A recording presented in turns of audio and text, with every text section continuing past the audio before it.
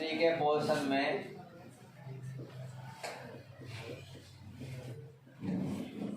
जो portion start करना है, इसमें हमें किसके बारे में देखना है? हेलो एल्केन के बारे में देखना है।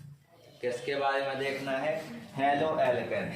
जो चैप्टर है, इस चैप्टर में दो पोर्शन हमें दिए गए हैं, एक हेलो एल्केन है और एक हेलो क्या है? एरीन। लड़काई पोर्शन को ऐसे देखियो जैसे कोनो बिटिया हो गए, और बाकी बिटियां समझ गई हमने, ठीक है, ज्यादा मन लगे पढ़ने में। हेलो एल्केन और हेलो एरीन, इसको हम पार्ट ए के अंतर्गत मानेंगे और इसको हम पार्ट बी के अंतर्गत मानेंगे। तो सबसे पहले जो हम पोर्शन पढ़ेंगे, कौन सा पोर्शन रहेगा? हेलो एल्केन वाला। कौन सा पोर्शन हो जाएगा? हेलो एल्केन वाला। हेलो एल्केन कहते किसे हैं? तो सबसे पहले यदि हम हेलो एल्केन की डेफिनेशन देखें तो इसमें बताया गया है संतृप्त हाइड्रोकार्बन। संतृप्त हाइड्रोकार्बन का हैलोजन व्युत्पन्न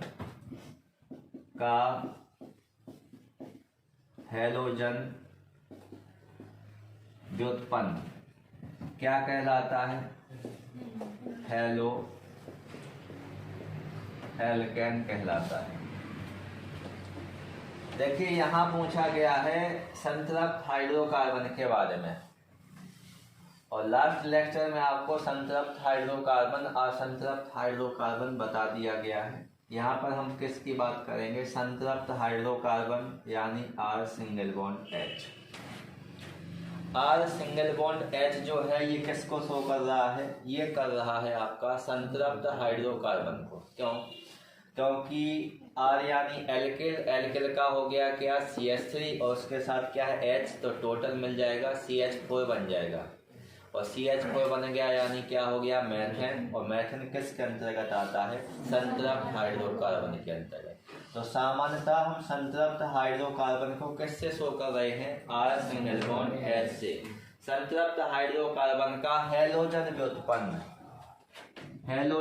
व्युत्पन्न क्या उत्पन्न होगा? हैलोजन से व्युत्पन्न होगा। तो हैलोजन व्युत्पन्न जो होगा उसको हम क्या कहते हैं?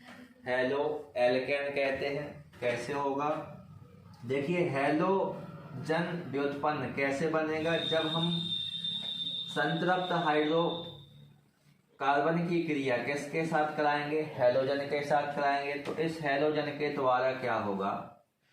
इस संतृप्त हाइड्रोकार्बन में से एक, दो या दो से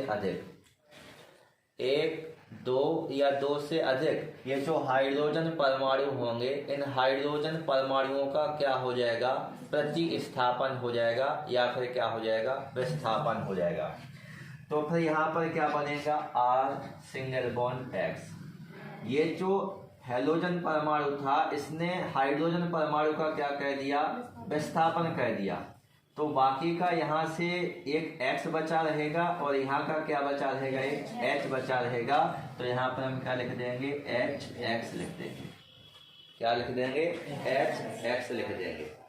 तो ये हमारा किसको शो कर रहा है? संतृप्त हाइड्रोकार्बन को। ये किसको शो कर रहा है? हैलोजन को। और ये किसको शो कर रहा है?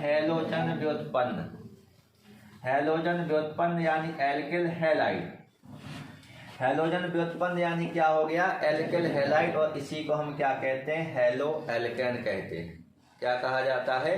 हेलो एल्केन कहा जाता है। यदि इसको हम और डिटेल में देखें तो जहां पर हम लिख सकते हैं, सबसे पहले यदि आप रासायनिक समीकरण में देखेंगे तो क्या दिया गया है? R, जहां R बराबर क्या हो सकता है? CH3 हो सकता है। R की जगह क्या ले सकते हैं हम? C2H5 ले सकते हैं, C3H7 ले सकते हैं। और क्या बचा हुआ है यहाँ पर? X की जगह हम किसका उपयोग करेंगे? हम Cl का, हम Br का और I का क्या कर सकते हैं? उपयोग। देखिए जो क्रियाएं होंगी, क्रियाओं में हमें अधिकांशतः X का उपयोग करना है, और ये जो X होता है ये हैलोजन को शो करता है, और हैलोजन के रूप में हम क्लोरीन, ब्रोमीन, आयोडीन का ही उपयोग करेंगे। बात समझ रहे? का ही का मतलब इन तीनों का हम उपयोग करेंगे। अब यदि हम इस रासायनिक समीकरण में इसकी वैल्यू को पुट कर दें तो R की जगह हम किसको ले लेते हैं, CH3 को। तो यहाँ पर हो गया ये आपका CH3, सिंगल बॉन्ड का सिंगल बॉन्ड, H का क्या रहा H, और प्लस X2 की जगह किसको ले लेते हैं, Cl2 को। तो यहाँ पर CH3 तो अपना पहले से आएगा ही इसके हिसाब से, X की जगह हम एक क्या लगा देंगे Cl, तो सिंगल बॉन्ड क्या हो जाएगा Cl। यहाँ का क्या बचा हुआ एक H और यहाँ का क्या बचा हुआ एक Cl, तो क्या बन जाएगा NCl बन जाएगा। अब आप यहाँ देख पा रहे हैं CH3Cl को, ये क्या है CH3Cl, यानी क्या हो गया मैथिल क्लोराइड। ये वास्तव में मैथिल क्लोराइड है, लेकिन इसको हम क्या कह सकते हैं, हेलो एल्केन कह सकते हैं। और यही क्या है हमारा हेलो एल्केन है, हेलो एल्केन। इसको हमने क्या कहा, हेलो एल्केन, ये तो ठीक है।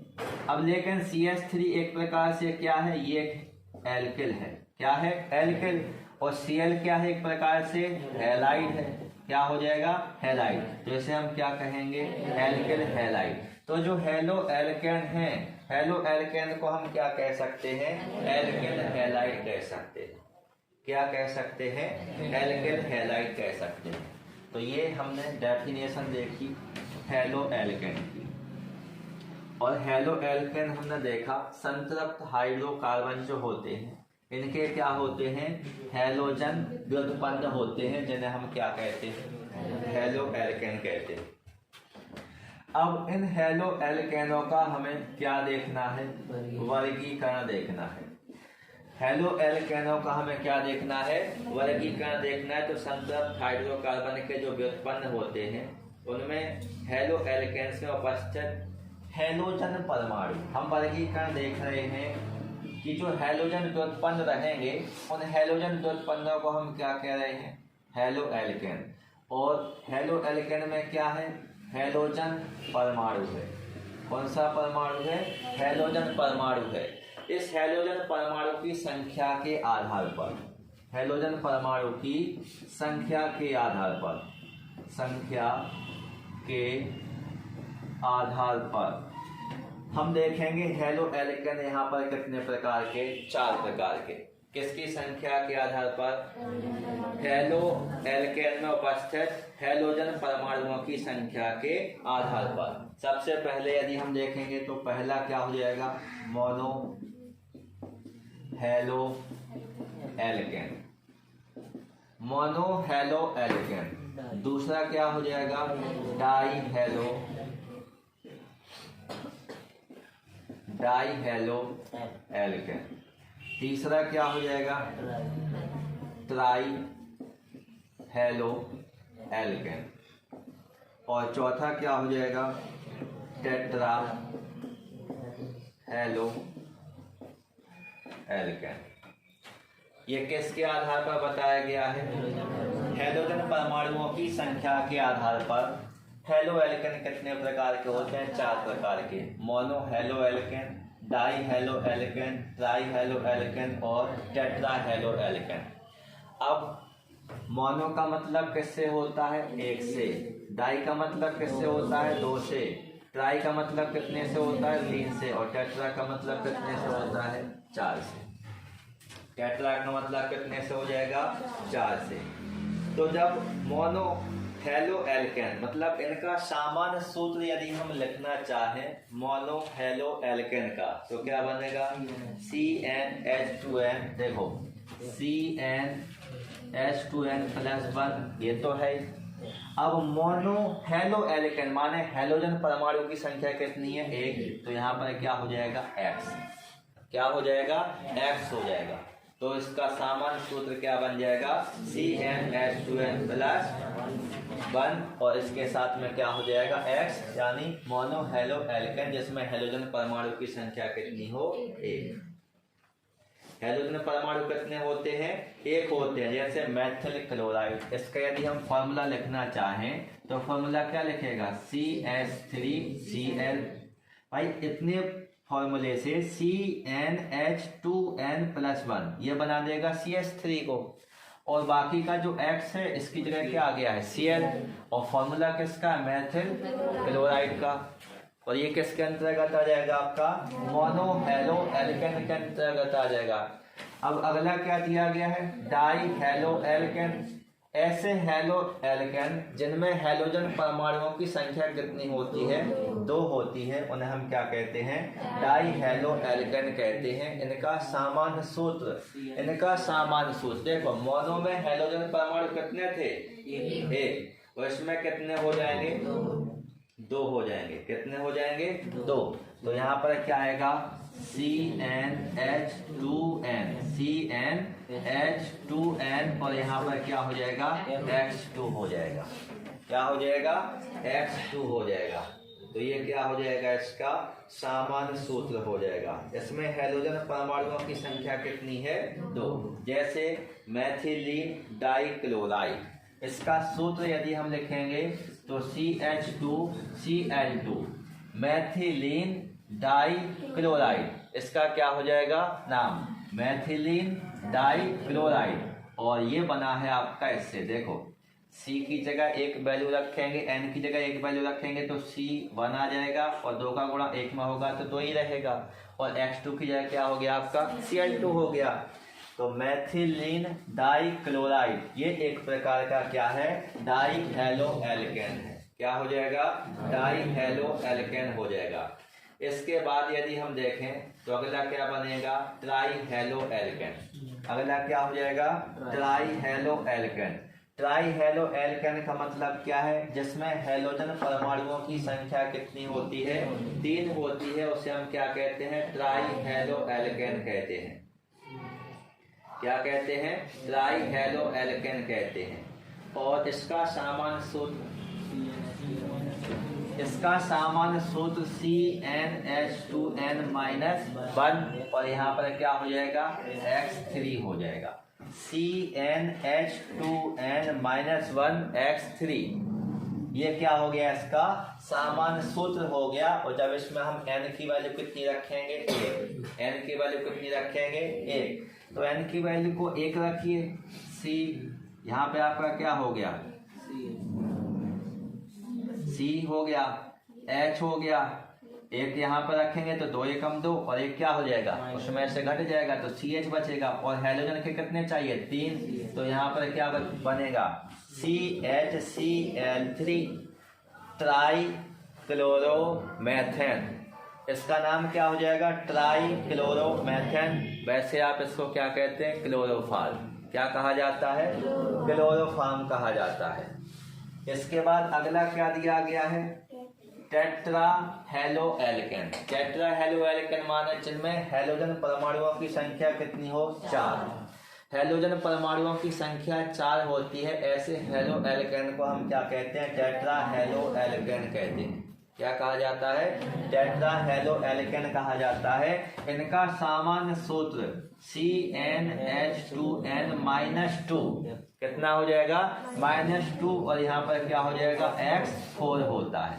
कितना होता है? CnH2n-2 X4 होता है।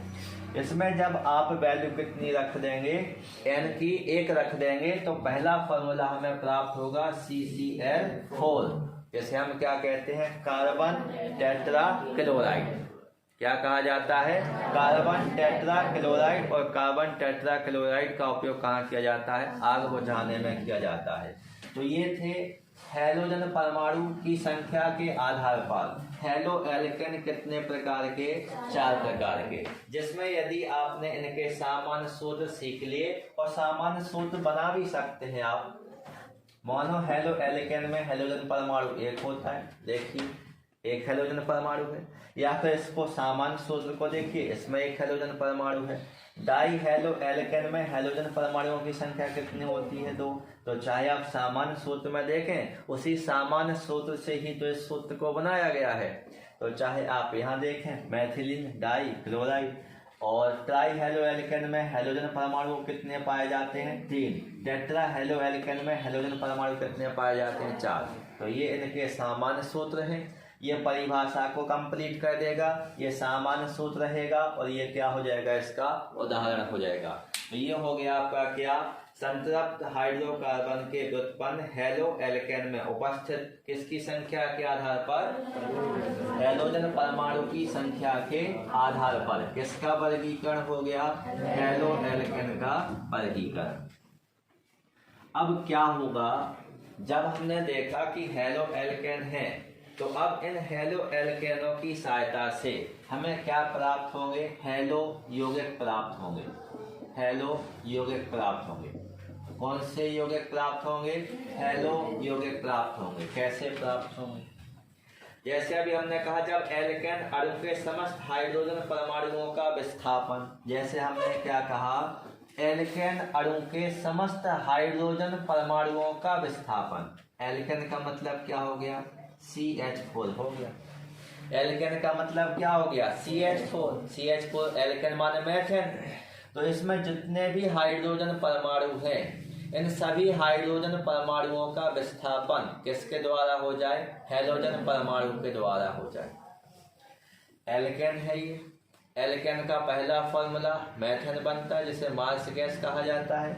इसमें आप देख रहे हैं H यानी किसको शो कर रहे हैं, हाइड्रोजन परमाणु को शो कर रहे हैं, और इस हाइड्रोजन परमाणु का विस्थापन हैलोजन परमाणुओं के द्वारा हो जाता है। किसके द्वारा हो जाता है, हैलोजन परमाणुओं के द्वारा। तो प्लस में क्या लिख देंगे, यहाँ पर X2 लिख देंगे।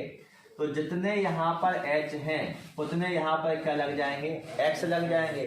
तो समस्त हाइड्रोजन परमाणुओं का विस्थापन किसके द्वारा हो जाता है, हैलोजन परमाणुओं के द्वारा हो जाता है। तो जो यौगिक प्राप्त होता है, जो यौगिक प्राप्त होता है, इस यौगिक को हम क्या कहते हैं, हेलो यौगिक कहते हैं। कौन सा यौगिक कहेंगे, हेलो यौगिक कहेंगे। बात समझ रहे, जब एल्केन में उपस्थित समस्त हाइड्रोजन परमाणुओं का प्रतिस्थापन किसके द्वारा हो जाता है, हैलोजन के द्वारा हो जाता है, तो इस यौगिक को हम क्या कहते हैं, हेलो यौगिक कहते हैं। या फिर जो यौगिक प्राप्त होता है उस यौगिक को हम क्या कहते हैं, हेलो यौगिक कहते हैं। क्या कहा जाता है, हेलो यौगिक कहा जाता है। यदि हम मेथेन के अलावा यदि हम किसको लें, C2H6 को लें, तो इसमें यदि आप देखें तो इसमें भी हमें विस्थापन करना है, किसका, समस्त हाइड्रोजन परमाणुओं का। किसके द्वारा करना है, हाइड्रोजन परमाणु के द्वारा। तो क्या बनेगा, C2H6 बन जाएगा। तो ये भी हमारा एक प्रकार से क्या हो जाएगा, हेलो यौगिक हो जाएगा। क्या हो जाएगा, हेलो यौगिक हो जाएगा। बात समझ गए। तो हेलो एल्केन से किसका निर्माण होता है, हेलो यौगिक का निर्माण होता है। और हेलो यौगिक में क्या होता है, जो एल्केन होते हैं, एल्केनों में जितने भी हाइड्रोजन परमाणु होते हैं, समस्त हाइड्रोजन परमाणुओं का प्रतिस्थापन या विस्थापन किसके द्वारा हो जाता है, हैलोजन परमाणुओं के द्वारा हो जाता है। अब हम इसका क्या देख लेते हैं, एल्किल हैलाइड। इससे हमने क्या देखा, हेलो एल्केन यानी क्या, एल्किल हैलाइड। हेलो एल्केन यानी क्या, एल्किल हैलाइड। और इन एल्किल हैलाइडों का हमें क्या करना है, नामकरण करना है। एल्किल हैलाइडों का हमें क्या करना है, नामकरण। या तो आप ऐसे समझ लीजिए कि हेलो एल्केन का नामकरण देख रहे हैं, या फिर ऐसे समझ लीजिए कि एल्किल हैलाइड का नामकरण देख रहे हैं। क्योंकि हेलो एल्केन को ही हम क्या कहते हैं, एल्किल हैलाइड कहते हैं। और इन एल्किल हैलाइडों का अब हम क्या देखेंगे, नामकरण देखेंगे। और नामकरण के लिए हमें कितनी पद्धतियां उपयोग में लानी है, 2 पद्धतियां उपयोग में लानी। कितनी पद्धतियों के द्वारा इनका नामकरण होगा, 2 पद्धतियों के द्वारा इनका नामकरण होगा। पहली जो पद्धति होगी इसे हम क्या कहेंगे, साधारण पद्धति कहेंगे। कौन सी पद्धति कहेंगे, साधारण पद्धति कहेंगे। और जो दूसरी जो पद्धति हो जाएगी इसे हम IUPAC पद्धति कहते हैं। दूसरी पद्धति कौन सी हो जाएगी, IUPAC पद्धति हो जाएगी। तो पहले हम देख लेते हैं कौन सी पद्धति को, साधारण पद्धति को। पहले कौन सी पद्धति को देख लेंगे, साधारण पद्धति को देख लेंगे। तो साधारण पद्धति के अनुसार एल्किल समूह को पूर्व लग्न, देखो एल्किल हैलाइड इसमें है। यदि हम इस नाम को लिखें एल्किल हैलाइड, अब इसी का हमें क्या लिखना है, साधारण पद्धति में नाम लिखना है। तो इसमें हमें दो चीजें दिखाई दे रही हैं, एक एल्किल और एक हैलाइड, यही दो दिखाई दे रहे हैं। तो जो एक एल्किल समूह होगा, एक कौन सा समूह होगा, हैलाइड समूह होगा। तो जो एल्किल समूह होगा, इस एल्किल समूह को हम क्या मानेंगे, पूर्व लग्न मानेंगे। एल्किल समूह को हम क्या मानेंगे, पूर्व लग्न मानेंगे। पूर्व लग्न माने जो पहले लगेगा नाम के, उसे हम क्या कहेंगे, पूर्व लग्न कहेंगे। इंग्लिश में तो आप पढ़े होंगे प्रीफिक्स सफिक्स वगैरह जो होते हैं। तो पूर्व लग्न क्या हो गया, एल्किल समूह। और बाकी का जो हैलाइड समूह है या जो हैलाइड है, ये किसके रूप में मानेंगे, अनुलग्न के रूप में मानेंगे। किसके रूप में मानेंगे, अनुलग्न के रूप में मानेंगे। तो आप सीधा सीधा सा समझिए कि एल्किल हैलाइड यानी हैलो एल्केन में दो समूह हैं, एक एल्किल समूह है, एक क्या है, हैलाइड समूह है। एल्किल समूह को हम पूर्व लग्न के रूप में मानेंगे, हैलाइड समूह को हम किसके रूप में मानेंगे, अनुलग्न के रूप में मानेंगे। किसके रूप में मानेंगे, अनुलग्न के रूप में मानेंगे, या फिर इनको इसके रूप में लिखा जाता है। यदि एल्किल समूह शाखा युक्त होगा, कंडीशन लगाएंगे,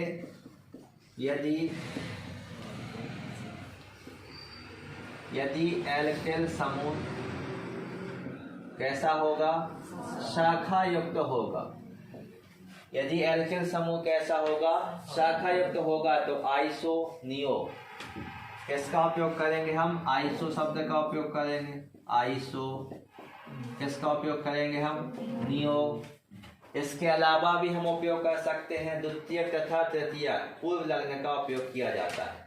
किसका उपयोग किया जाता है, द्वितीय तथा तृतीय पूर्व लग्न का उपयोग किया जाता है। तो आइसो नियो द्वितीय और तृतीय पूर्व लग्न का क्या किया जाता है, उपयोग किया जाता है। आइसो नियो द्वितीय तथा तृतीय पूर्व लग्न का क्या किया जाता है, उपयोग किया जाता है।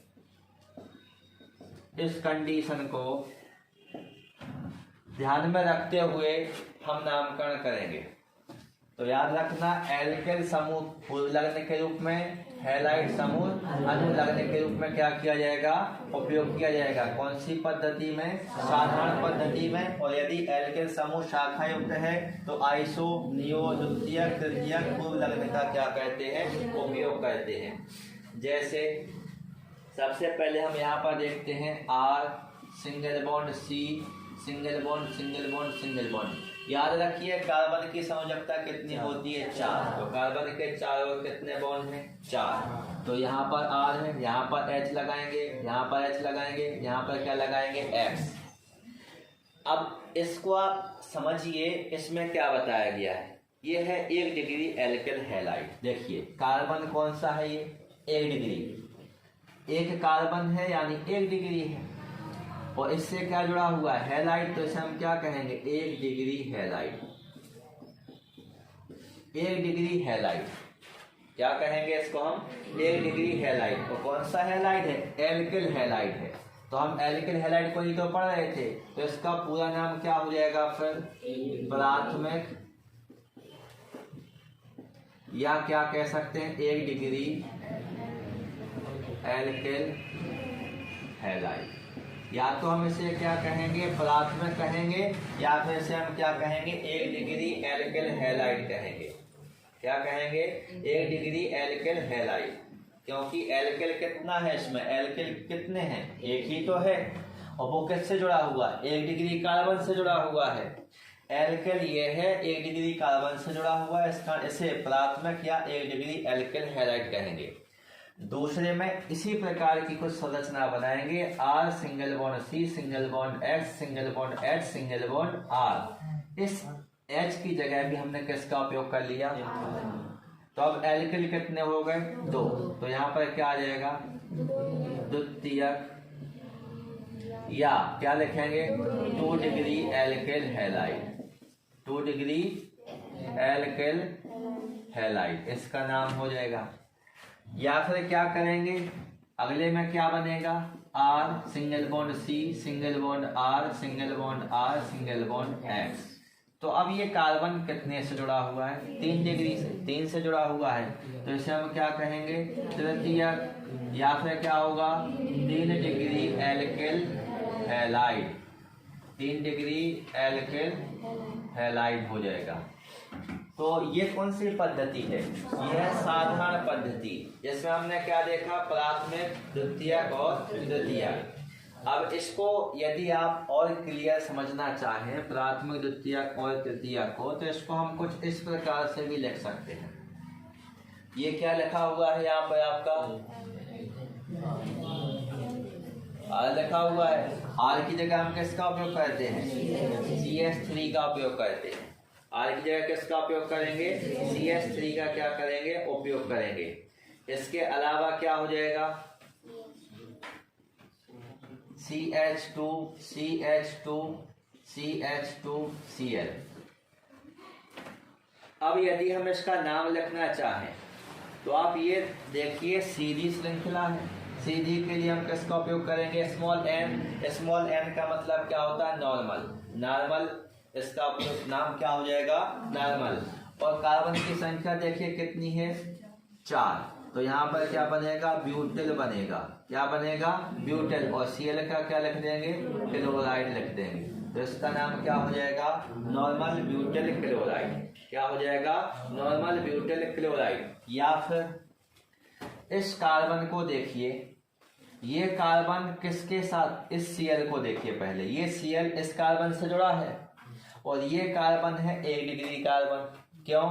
क्योंकि ये कार्बन इस कार्बन से जुड़ा है। तो यदि एक कार्बन अन्य एक कार्बन से जुड़ा होता है तो उसको 1 डिग्री कहते हैं, और यदि कोई कार्बन अन्य 2 कार्बनों से जुड़ा होता है तो उसको 2 डिग्री कहते हैं, और यदि 3 से जुड़ा होता है तो उसको 3 डिग्री कहते हैं, और यदि 4 से जुड़ा होता है उसको 4 डिग्री कहते हैं। लास्ट के लेक्चर में अपन देख चुके थे। तो अब आप देखिए कि ये कार्बन इस कार्बन से जुड़ा है, तो ये कार्बन कौन सा है? 1 डिग्री है। और ये कार्बन इससे भी जुड़ा है, इससे भी जुड़ा है, तो ये कार्बन कितने डिग्री है? 2 डिग्री है। ये कार्बन इस कार्बन से भी जुड़ा है, इस कार्बन से भी जुड़ा है, तो ये कितने डिग्री है? 2 डिग्री। ये कार्बन केवल एक कार्बन से जुड़ा है, तो ये है 1 डिग्री। अब क्लोराइड ये, हैलाइड ये है। और हैलाइड किससे जुड़ा हुआ है? 1 डिग्री कार्बन से। किससे जुड़ा हुआ है? 1 डिग्री कार्बन से जुड़ा हुआ है। इस कारण इसका नाम क्या बनेगा? 1 degree alkyl halide. 1 degree alkyl halide. तो इसका ये क्या हो जाएगा? दूसरा नाम हो जाएगा। इसी को हम क्या कहेंगे? 1 डिग्री एल्किल हैलाइड। क्योंकि जो हैलाइड जुड़ा हुआ है ये किससे जुड़ा हुआ है? 1 डिग्री कार्बन से जुड़ा हुआ है। इस कारण इसको हम क्या नाम दे देंगे? 1 डिग्री एल्किल हैलाइड। अब हम देखेंगे किसके बारे में? 2 डिग्री एल्किल हैलाइड के बारे में। किसके बारे में देखेंगे? 2 डिग्री एल्किल हैलाइड के बारे में देखेंगे। तो इसमें क्या हो जाएगा आपका? CH3 सिंगल बॉन्ड, यहाँ पर क्या हो जाएगा आपका? CH2 single bond CH, single bond CH3, single bond Cl। पहले नामकरण कर लेते हैं कार्बन का। ये कार्बन एक कार्बन से जुड़ा है, इस कारण इसको हम क्या कहेंगे? 1 डिग्री। ये कार्बन इससे भी जुड़ा है, इससे भी जुड़ा है, इस कारण इसको हम क्या कहेंगे? 2 डिग्री। ये कार्बन इससे भी जुड़ा है, इससे भी जुड़ा है, तो इसको हम क्या कहेंगे? 2 डिग्री। ये कार्बन नहीं है, ये क्लोरीन है। और ये वाला कार्बन 1 डिग्री। तो देखो एल्किल हैलाइड किससे जुड़ा हुआ है? 2 डिग्री कार्बन से जुड़ा हुआ है। किससे जुड़ा हुआ है? 2 डिग्री कार्बन से जुड़ा हुआ है। तो इसको अपन नाम के रूप में यदि लिखेंगे तो क्या हो जाएगा? द्वितीयक ब्यूटिल हैलाइड। क्या हो जाएगा? द्वितीयक ब्यूटिल हैलाइड लिख दो, चाहे क्या लिख दो? क्लोराइड लिख दो। दोनों ही सही माने जाएंगे। और यदि हमें डिग्री के रूप में लिखना है तो फिर क्या आएगा?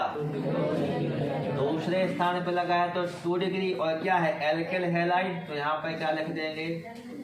एल्किल हैलाइड लिख देंगे। क्या आ जाएगा? Alkyl halide. अब हमें किसके बारे में पढ़ना है? 3 डिग्री एल्किल हैलाइड के बारे में। किसके बारे में? 3 डिग्री एल्किल हैलाइड के बारे में। तो जैसी ये संरचना बनी हुई है बिल्कुल इसी के ऊपर अप्लाई कर देते हैं। जहाँ जहाँ R लगा हुआ है वहाँ हम क्या लगा देते हैं? CH3 को लगा देते हैं। किसको लगा देते हैं? CH3 को। तो इस R की जगह CH3 सिंगल बॉन्ड C, ऊपर R की जगह CH3, नीचे R की जगह CH3 और X की जगह क्या लगा दिया Cl। अब आप देखिए ये वाला कार्बन 1 डिग्री, ये वाला कार्बन कितने डिग्री 1 2 3 कार्बन जुड़े हैं तो कितने डिग्री 1 डिग्री। ये वाला कार्बन कितने डिग्री 1 डिग्री, क्योंकि एक ही कार्बन से जुड़ा है। ये वाला कार्बन भी आपका 1 डिग्री और 3 डिग्री कार्बन से क्या जुड़ा हुआ है Cl। तो इसको क्या लिखेंगे तृतीयक ब्यूटेल क्लोराइड। इसका नाम क्या हो जाएगा तृतीयक ब्यूटेल क्लोराइड। नाम क्या हो गया तृतीयक ब्यूटेल क्लोराइड। और यदि दूसरा नाम लिखना चाहें तो क्या लिखेंगे 3 डिग्री एल्किल हैलाइड। तो यहाँ पर क्या हो जाएगा 3 degree alkyl halide, 3 degree alkyl halide. बात समझ गए। तो ये हमने कौन सी पद्धति देखी साधारण पद्धति। साधारण पद्धति के पश्चात दूसरी पद्धति कौन सी दी गई है IUPAC पद्धति। IUPAC पद्धति का मतलब क्या होता है international union pure and applied chemistry. तो ये इसका क्या हो जाएगा पूरा नाम हो जाएगा। और अब हम देखेंगे एल्किल हैलाइड का नामकरण किस पद्धति में IUPAC पद्धति में।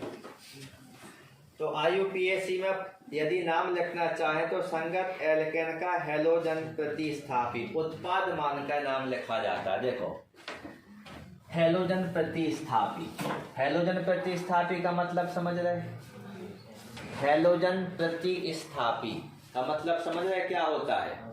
देखो फॉर्मूला लिखते हैं पहले, इसको हम समझाएंगे आपको सूत्र के अकॉर्डिंग। CH3Br यह है अपना एक फॉर्मूला।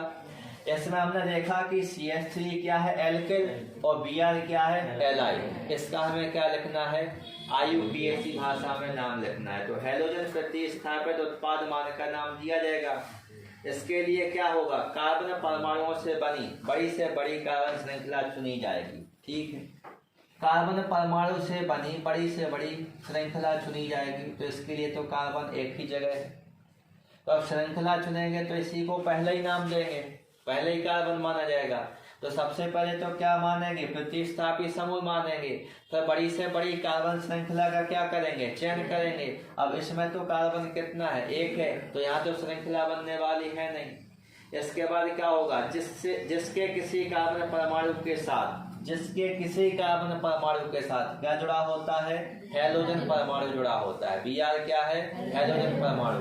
जिससे किसी कार्बन परमाणु के साथ क्या जुड़ा होता है हैलोजन परमाणु जुड़ा होता है। फिर श्रृंखला पर क्रम से संख्या डाल। देखो आपने कक्षा 11वीं में IUPAC नामकरण पढ़े थे, वही उसके हिसाब से इसमें बताया गया है।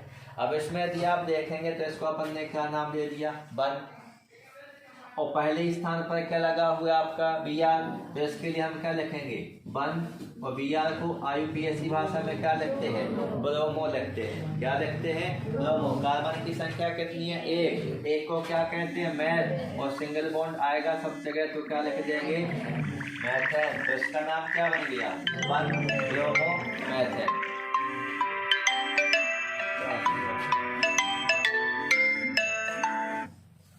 इसका नाम क्या हो गया 1 ब्रोमो मैथेन।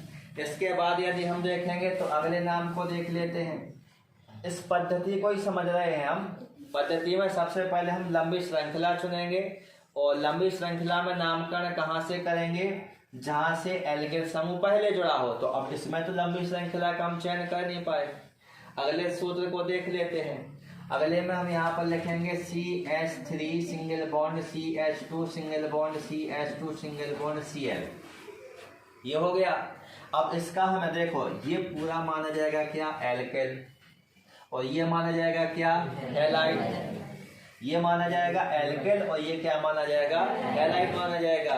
तो सबसे पहले हमें क्या करना है लंबी श्रृंखला का चयन करना है। लंबी श्रृंखला का चयन करेंगे 1 2 3। तो यहाँ पर 1 2 3 श्रृंखला का चयन करेंगे तो उसका क्या कर लिया नामकरण। अब पहले स्थान पर देखिए पहले कार्बन के साथ क्या जुड़ा हुआ है Cl को हम क्या कहते हैं क्लोरो। तो क्या लिखेंगे 1 क्लोरो कार्बन की संख्या कितनी है? 3 कार्बन को क्या कहते हैं? प्रोप। और सब जगह क्या लगा हुआ है? Single bond. तो नाम क्या हो जाएगा? प्रोपेन हो जाएगा। तो इसका नाम क्या हो गया? 1-क्लोरोप्रोपेन। ये IUPAC पद्धति का नामकरण है। इस वाले पोर्शन को हमने क्या नाम दिया? एल्केल। और ये इसके साथ क्या जुड़ा हुआ है? हैलाइड। एक और नाम देख लेते हैं। इसमें हम देखेंगे CH3 single bond CH single bond CH3 single bond Cl। तो ये वाला जो पोर्शन है, इतना पोर्शन, ये किसको शो कर रहा है? एल्केल को। और इसके साथ क्या जुड़ा हुआ है? हैलाइड जुड़ा हुआ है। क्या जुड़ा हुआ है? हैलाइड जुड़ा हुआ है। तो नामकरण स्टार्ट करते हैं। पहले तो लंबी श्रृंखला देखिए, 1 2 3 ही कार्बन है, यही लंबी श्रृंखला होगी। अब नामकरण कहाँ से स्टार्ट करते हैं? नामकरण वहां से स्टार्ट करते हैं जहां से कोई क्रियात्मक समूह पहले जुड़ा हो। तो इस साइड से पहले दूसरे स्थान पर जुड़ा है, इस साइड से भी पहले दूसरे स्थान पर जुड़ा है। जब सेम कंडीशन बने तो नामकरण कहीं से भी लिख सकते हैं। तो यहाँ से हम लिखेंगे 1 2 3, ये हो गया। अब हमने देखा कि दूसरे स्थान पर लगा हुआ है, तो यहाँ पर क्या लिखा? 2। अब क्या लगा हुआ है? Cl। तो Cl को क्या लिखेंगे? क्लोरो लिखेंगे। तो क्या हो जाएगा? 2 क्लोरो हो जाएगा, 2 क्लोरो। और कार्बन की संख्या कितनी है? 3। तो यहाँ पर क्या हो जाएगा? प्रोपेन हो जाएगा। ये कौन सी पद्धति है? IUPAC पद्धति है। IUPAC पद्धति में सबसे पहले तो आपको ये देखना है कि कार्बन की संख्या कितनी है। मतलब सबसे पहले हम क्या करेंगे? कार्बन की एक लंबी श्रृंखला का चयन करेंगे। कार्बन की लंबी श्रृंखला का चयन करने के पश्चात उस कार्बन की श्रृंखला पर हमें नामांकन करना होता है। और नामांकन कहाँ से स्टार्ट करते हैं? नामांकन वहां से स्टार्ट करते हैं जहां से एल्केल समूह पहले जुड़ा हो। एल्केल समूह तो यही माना जाएगा, क्या जुड़ा हो? हैलाइड समूह। क्या जुड़ा हो? हैलाइड समूह जहां से पहले जुड़ा हो, वहां से उसका क्या करते हैं? नामांकन करते हैं। और फिर उसका क्या लिखा जाता है? नाम लिखा जाता है। तो ये कौन सी पद्धति हो गई? हमारी IUPAC पद्धति हो गई। कौन सी पद्धति हो जाएगी? IUPAC पद्धति। तो हमने देखा हेलो एल्केन यानी एल्केल हैलाइड के नामकरण की कितनी पद्धतियां होती हैं? 2 पद्धतियां होती हैं। अब हम देख रहे हैं जो हेलो एल्केन होता है या एल्केल हैलाइड होता है, इसमें हमें एक गुण देखना है जिसे हम क्या कहते हैं? समावयवता, आइसोमेरिज्म का गुण। समावयवता, जिनका अणु सूत्र कैसा होगा? समान होगा, लेकिन संरचना सूत्र कैसे होंगे? भिन्न भिन्न होंगे। ऐसे जो यौगिक होंगे उनको हम समावयवी कहेंगे और इस गुण को क्या कहेंगे? समावयवता कहेंगे। तो जो हमारे हेलो एल्केन होते हैं, हेलो एल्केन अथवा एल्केल हैलाइड, ये 3 प्रकार की समावयवता प्रदर्शित करते हैं। इनमें समावयवता कितने प्रकार की पाई जाती है? 3 प्रकार की समावयवता पाई जाती है। कौन कौन सी समावयवता पाई जाती है? पहली समावयवता को हम क्या कहते हैं? स्थिति समावयवता कहते हैं। कौन सी समावयवता हो जाएगी? स्थिति समावयवता हो जाएगी। और दूसरी समावयवता में यदि हम लिखें तो दूसरा क्या हो जाएगा? श्रृंखला समावयवता हो जाएगा। पहली कौन सी समावयवता थी? स्थिति समावयवता। दूसरी कौन सी हो जाएगी? श्रृंखला समावयवता। और तीसरी समावयवता को हम कहते हैं प्रकाशीय समावयवता। तीसरी समावयवता को हम क्या कहते हैं? प्रकाशीय समावयवता कहते हैं। तो हेलो एल्केन या एल्केल हैलाइड किसका गुण प्रदर्शित करते हैं? समावयवता का गुण प्रदर्शित करते हैं। और इनमें समावयवता कितने प्रकार की पाई जाती है? 3 प्रकार की पाई जाती है। कौन कौन सी? स्थिति समावयवता, श्रृंखला समावयवता और प्रकाशीय समावयवता। पहले हम बात कर लेते हैं स्थिति समावयवता की। किसकी? स्थिति समावयवता। स्थिति समावयवता क्या है? इस प्रकार की जो समावयवता होगी, इस प्रकार की समावयवता में अणु सूत्र कैसा होगा? समान। अणु सूत्र कैसा होगा? समान। देखिए स्थिति समावयवता, इस प्रकार की समावयवता में जो अणु सूत्र होता है, अणु सूत्र की कंडीशन कैसी होगी कि अणु सूत्र कैसा होगा? समान होगा, किंतु क्रियात्मक समूह कार्बन श्रृंखला में भिन्न भिन्न। देखो क्या बदल गए? क्रियात्मक समूह। क्रियात्मक समूह जो होगा, इस क्रियात्मक समूह की कार्बन श्रृंखला में स्थिति, कार्बन श्रृंखला में स्थिति अलग अलग कार्बन परमाणु के साथ होगी। इसको कैसे समझ सकते हैं? इसको उदाहरण से समझते हैं, इसके द्वारा समझेंगे इसको उदाहरण से। तो कार्बन श्रृंखला में भिन्न भिन्न कार्बन परमाणुओं से जुड़कर यौगिक का क्या कहता है? प्रश्न कहता है। जैसे इसका हम उदाहरण देखेंगे और उदाहरण से फिर से इसकी परिभाषा को देखेंगे। तो यहाँ पर क्या हो जाएगा? C4H9Cl। क्या दिया गया है? C4H9Cl, butyl chloride. इसका नाम क्या है? इसका नाम है ब्यूटिल क्लोराइड। इसे हम क्या कहते हैं? ब्यूटिल क्लोराइड के निम्न समावयवी हैं या होंगे। ब्यूटिल क्लोराइड के निम्न समावयवी हैं या फिर निम्न समावयवी होंगे।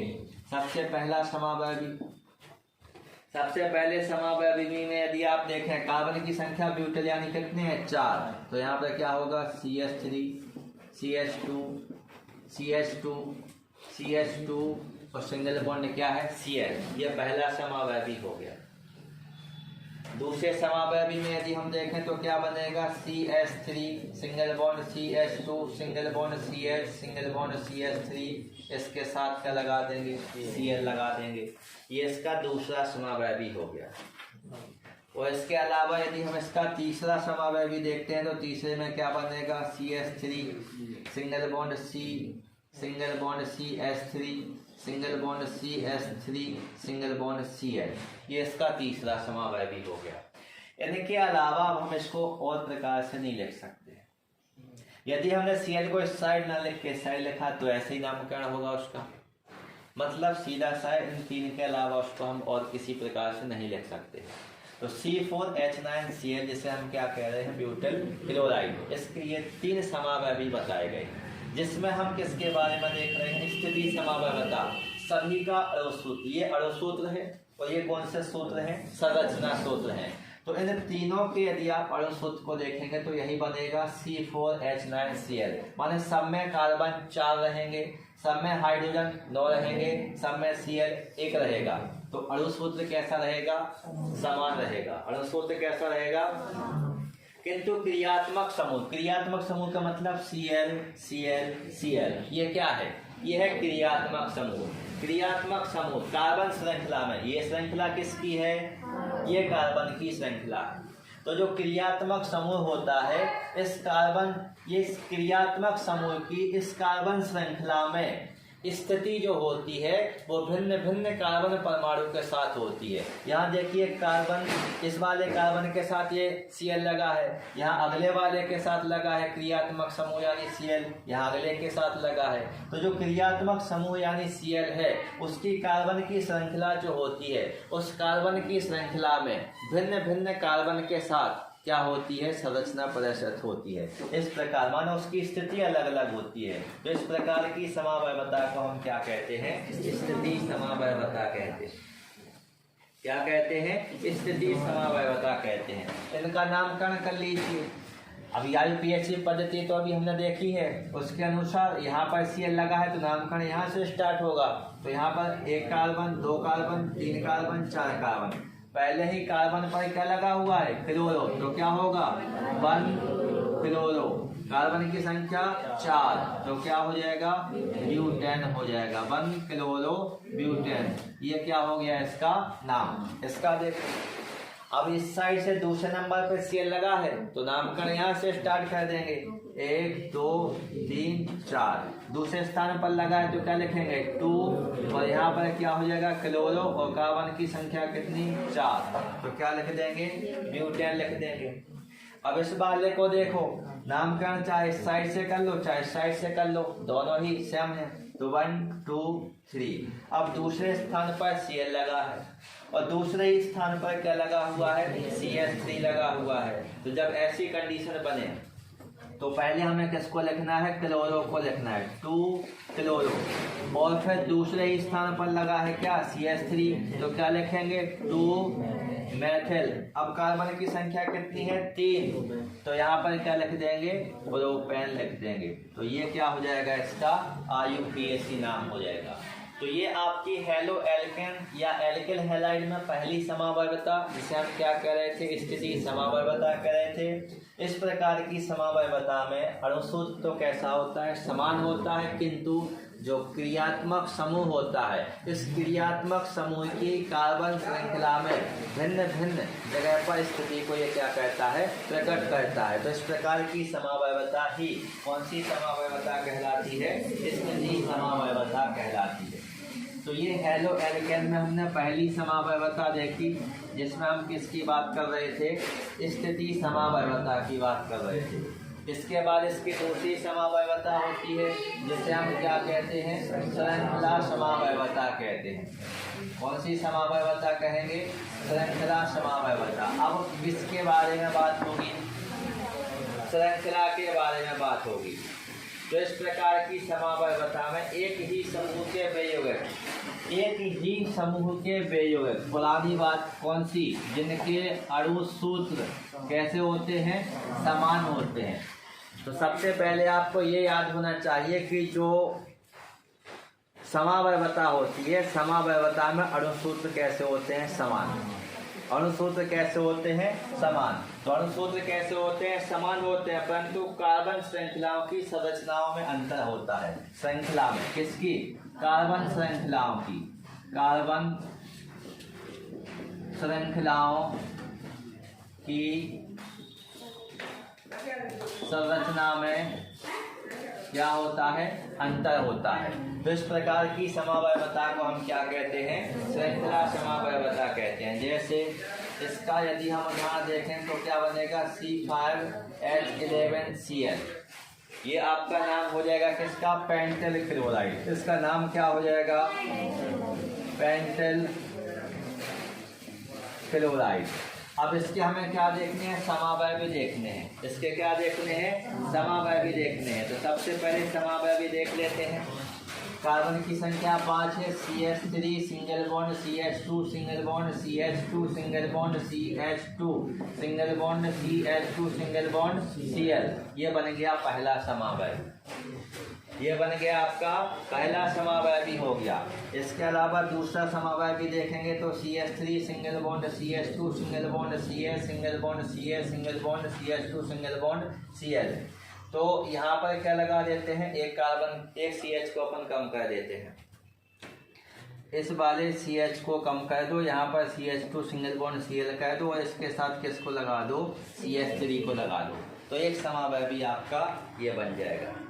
अब पहले का नाम देखो, नामकरण यहाँ से स्टार्ट होगा। तो यहाँ पर क्या होगा? 1 2 3 4 5। पहले स्थान पर लगा हुआ है क्या? Cl यानी क्या? क्लोरो। कार्बन की संख्या कितनी? 5। और 5 के लिए क्या लिखेंगे? पेंटेन लिखेंगे। क्या लिखेंगे? पेंटेन। अब यदि आप इस वाले को देखें तो इसमें भी हमें क्या करना है? नामकरण करना है। तो नामकरण कहाँ से स्टार्ट करेंगे? यहाँ से। पहला कार्बन, दूसरा कार्बन, तीसरा कार्बन, और ये क्या हो जाएगा? चौथा कार्बन। अब पहले स्थान पर क्या लगा हुआ है? क्लोरो। क्या लगा हुआ है? क्लोरो। अभी नाम नहीं लिखा था, क्लोरो को पहले लिखते हैं, मैथिल को बाद में लिखते हैं। तो यहाँ पर क्या होगा? 1 क्लोरो। दूसरे स्थान पर क्या लगा है? मैथिल। तो क्या लिखेंगे? 2 मैथिल। कार्बन की संख्या कितनी? 4। तो क्या लिखेंगे यहाँ पर? ब्यूटेन। तो क्या नाम हो जाएगा? 1 क्लोरो 2 मैथिल ब्यूटेन। किसमें अंतर आ गया है? कार्बन श्रृंखला की संरचना में अंतर आ गया है। देखो, कार्बन श्रृंखला की संरचना बदल गई। यहाँ पर कार्बन श्रृंखला की संरचना में क्या आ जाता है? अंतर आ जाता है। तो इस प्रकार की समावयवता को ही हम क्या कहते हैं? श्रृंखला समावयवता कहते हैं। कौन सी समावयवता हो गई है? श्रृंखला समावयवता। इसके बाद यदि हम देखें अगली समावयवता, जिसे हम क्या कहते हैं? प्रकाशीय समावयवता।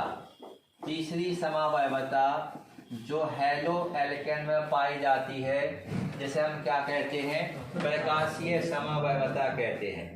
इस प्रकार की समवायवता असममित कार्बन परमाणु की उपस्थिति के कारण होती है। किसके कारण होती है? असममित कार्बन परमाणु की उपस्थिति के कारण। असममित कार्बन परमाणु की उपस्थिति के कारण होती है। असममित कार्बन परमाणु है क्या? जब हमें असममित कार्बन परमाणु के बारे में जानकारी होगी तभी तो आगे का कुछ हो पाएगा कि असममित कार्बन परमाणु कहते किसे हैं। इसके लिए सीधा सीधा सा लॉजिक ये है कि यदि किसी कार्बन से समान परमाणु या समान एल्केन समूह जुड़े होते हैं तो उसे हम क्या कहते हैं? सममित कार्बन परमाणु कहते हैं। कैसे? ऐसे देखिए, CH3 single bond C single bond CH3 single bond CH3 single bond CH3 ये जुड़ा हुआ है। तो यदि आप इस कार्बन को देखें, इस कार्बन के चारों ओर क्या जुड़ा हुआ है? CH3। मतलब जब किसी कार्बन से समान क्रियात्मक समूह जुड़ा होता है या समान ग्रुप जुड़ा होता है तो उस कार्बन को हम क्या कहते हैं? सममित कार्बन कहते हैं। क्या कहते हैं? सममित कार्बन कहते हैं। और जब समान नहीं जुड़ा होता है तो फिर क्या कहेंगे? असममित कार्बन परमाणु कहेंगे। क्या कहेंगे? असममित कार्बन परमाणु कहेंगे। तो बात समझ गए? असममित कार्बन परमाणु क्या है? तो जो प्रकाशीय समवायवता होती है ये किसकी उपस्थिति के कारण होती है? असममित कार्बन परमाणु की उपस्थिति के कारण होती है। जैसे 2 ब्रोमो, जैसे 2 ब्रोमो ब्यूटेन, इसमें हमें देखना है कौन सी समवायवता? प्रकाशीय समवायवता। और प्रकाशीय समवायवता के लिए हम पहले तो इसका लिख लेते हैं नाम CH3। CH3 हम किसको व्यवस्थित कर रहे हैं? 2 ब्रोमो ब्यूटेन, जिसमें कार्बन की संख्या कितनी होगी? 4। कितनी होगी? 4। और एक क्या होगा? ब्रोमो यानी Br होगा। तो CH3 सिंगल बॉन्ड C, यहाँ कुछ जोड़ेंगे, यहाँ कुछ जोड़ेंगे, यहाँ कुछ जोड़ेंगे। ठीक है, अब जोड़ना है। यहाँ जोड़ देते हैं हम क्या? Br। यहाँ जोड़ देते हैं क्या? H। यहाँ जोड़ देते हैं CH3 CH2 या CH2 CH3। बात समझ गए? ये संरचना बनाई हमने। ब्रोमो है ही, ब्यूटेन में ब्यूट यानी कार्बन की संख्या 4, तो 1 2 3 4। अब उसको व्यवस्थित कर दिया है। अब यहाँ पर हमने क्या लगाया? ये लगाया दर्पण। ये क्या लगाया? दर्पण। ये आपकी 2 कंडीशनों में बनेगा। इसको हम घुमा रहे हैं ऐसे घड़ी की दिशा में। जब प्रकाश को घड़ी की दिशा में घुमाता है तो इसको हम क्या कहते हैं? दक्षिण ध्रुवण घूर्णक कहते हैं। इसके लिए हम स्मॉल d का क्या कहते हैं? उपयोग करते हैं। या फिर स्मॉल d की जगह हम कोष्टक में प्लस को लिख देंगे और क्या लिख देंगे? प्लस रूप। जब ये किसकी दिशा में जा रहा हो? घड़ी की दिशा में। अब साइड में क्या लगा है? दर्पण लगा है। तो जब आप दर्पण में इस प्रतिबिंब को दर्पण में देखेंगे तो ये दर्पण में देखने वाला है। कैसे?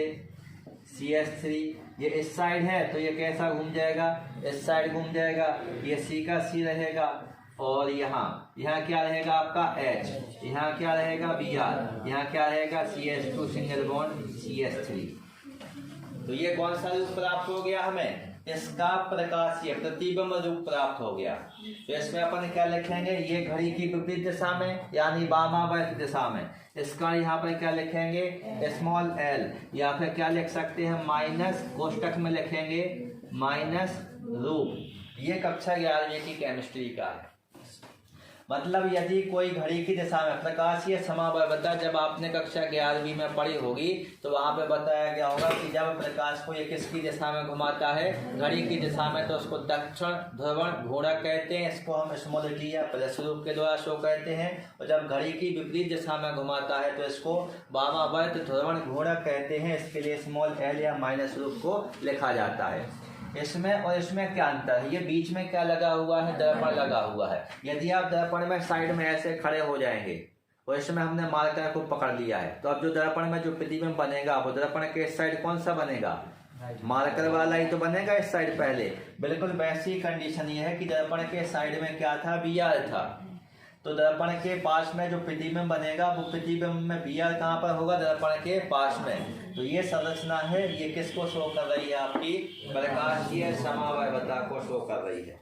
किसको शो कर रही है, प्रकाशीय समावयवता को। तो ये था आपका हैलो एल्केन का सामान्य परिचय। इसके बाद हम देखेंगे हैलो एल्केन के बनाने की विधि, गुण तथा उपयोग।